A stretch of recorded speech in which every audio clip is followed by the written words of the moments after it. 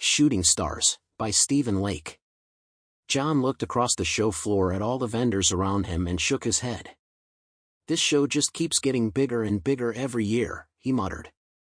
And so do the blisters on our feet, said his cameraman. John grinned. Yeah, and we keep getting older as well. One of these days they'll have to invent some kind of mobile transit system for journalists like us. His cameraman laughed. They already have. It's called a Segway. John laughed. I doubt they'd let us on the floor with one. Dude, hang a handicap sticker on it and they'll just about let anything in here. John laughed again. I should do that with my Beamer. Dude, you wish, chided the cameraman. Attention all show attendees. The floor will be closing in 15 minutes. Please finish up what you're doing and then make your way to the nearest exit, came an announcement over the loudspeaker system. Well, it sounds like our day is pretty much done. What say we head up to the press room, submit our reports for the day, and then hit the strip for a little freewheeling on the blackjack table, said the cameraman. Nah, you go on ahead. I'm gonna head up to my room, take a shower, and then kick back for the rest of the night, said John. His cameraman looked at him curiously. You're not going to submit your story? Dude, it's due at 9 tonight, he said. John held up his smartphone and grinned. I already did. Oh man, that's so cheating. I still have to do it the hard way, groaned the cameraman. John laughed. You need to get a smart wired camera. One of the vendors in South Hall had some in their booth, he said. The cameraman looked at his old SLR, and then thought about it for a bit. I'm up for a new camera anyways. I might just take you up on that idea. John chuckled. You do that. In the meantime, I'm heading off to the hotel. Meanwhile at NORAD. Sir, we've got an inbound bogey, said a tech sergeant. The duty officer walked over to the man's station and looked at his display. Who is it this time? The Russians? The Chinese? Or is it North Korea? I'd love to turn that place into a glass-floored parking lot, he said. Actually, it's nobody, sir. The bogey is at 400,000 kilometers and closing. It'll cross the orbit of the moon in 2 minutes, said the sergeant. The officer grunted angrily. That's an asteroid, son. That's NASA's territory. You need to be focused on the missiles, not the rocks, he said. But, sir, I believe this is a missile. The officer looked at him in confusion. What makes you say that? He asked. Because it just made a right turn. The officer looked at him in confusion. What are you talking about, boy? Sir, asteroids don't make course corrections. This one, so far, has made 3. And there appears to be a second, smaller object following behind it that is also making course corrections. In fact, they're fairly significant changes in course. The officer looked at the screen and bit his lip in thought. How soon will it make planet fall? 90 minutes tops, sir. Do you know where it's going to land? Not at this time, sir. Until it takes on a more stable course, we can only guess where it will make entry and land. Can you guess approximately what area it will land in? I don't know, sir. Pick a continent if you want to, because I don't know yet. At this point it could land in the middle of Washington, or Beijing, or really anywhere. Can you give me a visual? I want to look at this so-called asteroid, said the officer. The tech sergeant quickly connected with an observation satellite in high Earth orbit and then pointed the camera towards the object. What the 2 men saw made them shake their heads in disbelief and amazement. Is that what I think it is? Said the officer. I believe so, sir.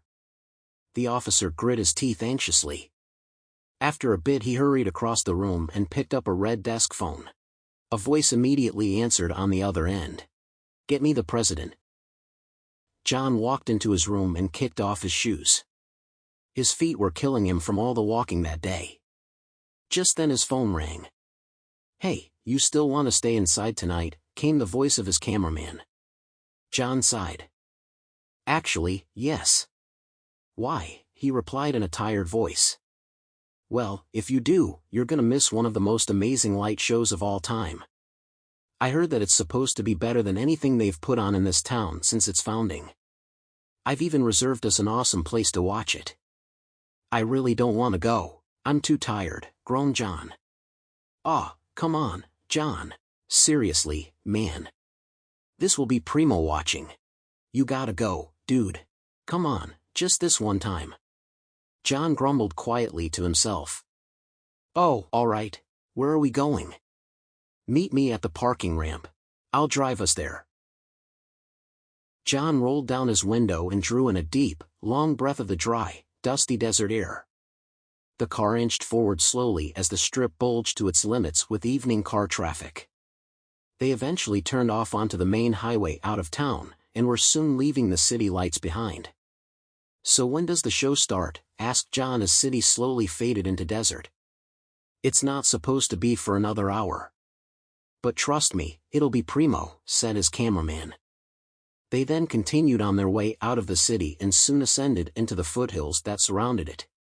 The lights of Vegas glistened brightly behind them in the unusually warm January evening. Small fireworks shows echoed and glistened above a number of the casinos on the main strip as the after-dark party life was just beginning to ramp up for the evening. Eventually they pulled off onto a side road and made their way over to an empty plateau on the side of a hill. The car soon stopped and both men climbed out. See? What did I tell ya? Primo, isn't it? Said the cameraman. John nodded. He was impressed at the choice of locations. Indeed it is, he replied.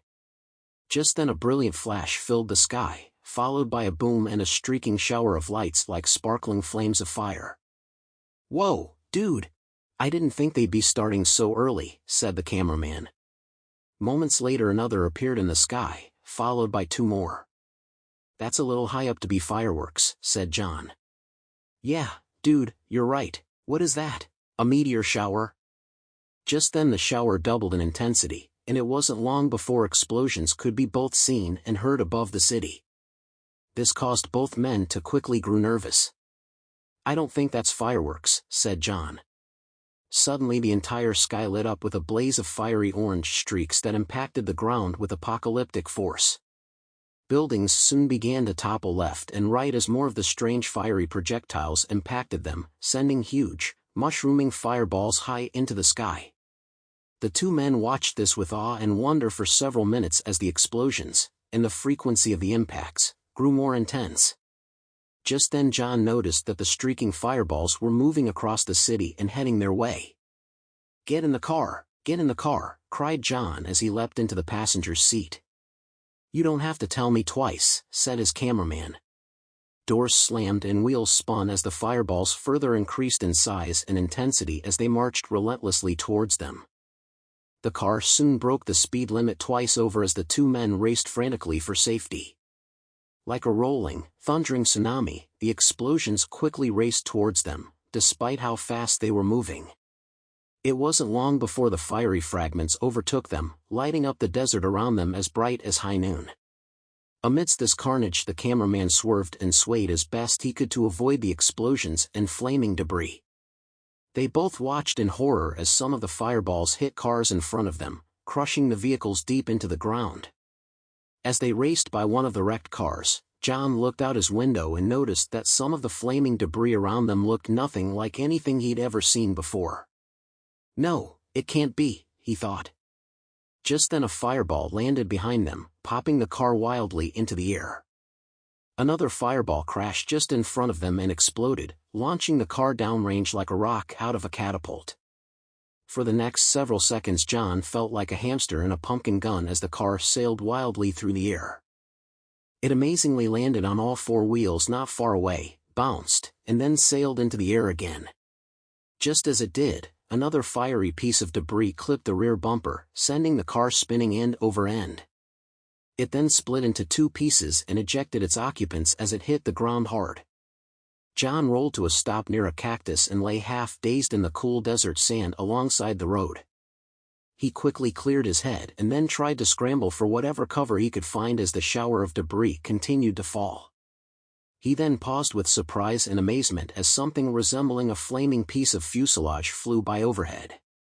2 more similar pieces landed nearby and exploded, their parts flying up into the air, and then raining down as red-hot flaming wreckage. John was beginning to wonder if something bad had happened to the International Space Station, and this was its fallout. But this couldn't be debris from that. There was too much of it, and the sections were too big.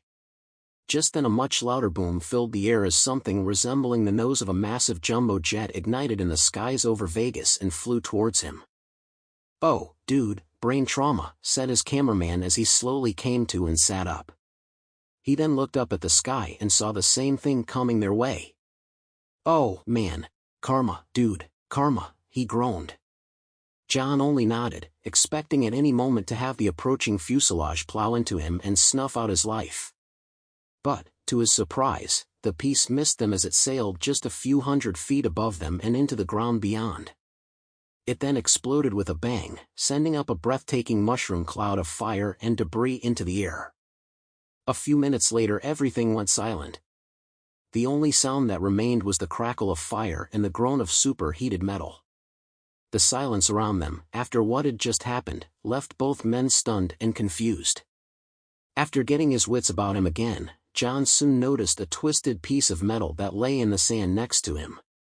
So he picked it up and began to examine it.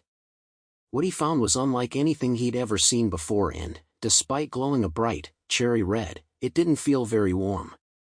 It was almost as though he were looking at one of the thermal tiles from the space shuttle. His cameraman soon limped over to him and looked at the strange piece of metal in John's hands. "Dude, I know this is stating the obvious, but something big just came down," he said. John only nodded. "Do you think it was something from, those super-secret CIA guys who run around with starships that shoot lasers and warp across the galaxy?" said the cameraman. John looked at him in confusion. The cameraman waved dismissively. Hey, I'm not saying that's real, but after what we just witnessed, you really can't deny the possibility, man." John tossed the piece of metal to the side, turned back to the smoldering, devastated city, and shook his head in disbelief. "I don't know what happened today, but it won't be something we'll ever forget." "Yeah, no kidding, dude, this is epic," said the cameraman. He then looked around the area briefly, still trying to wrap his mind around what had just happened. Whatever it was, it would be one for the history books. After a bit he looked at John, and said, "So, do you think we should call this in?" John grinned, pulled his phone out of his pocket, and began dialing. "We wouldn't be doing our jobs if we didn't." The end.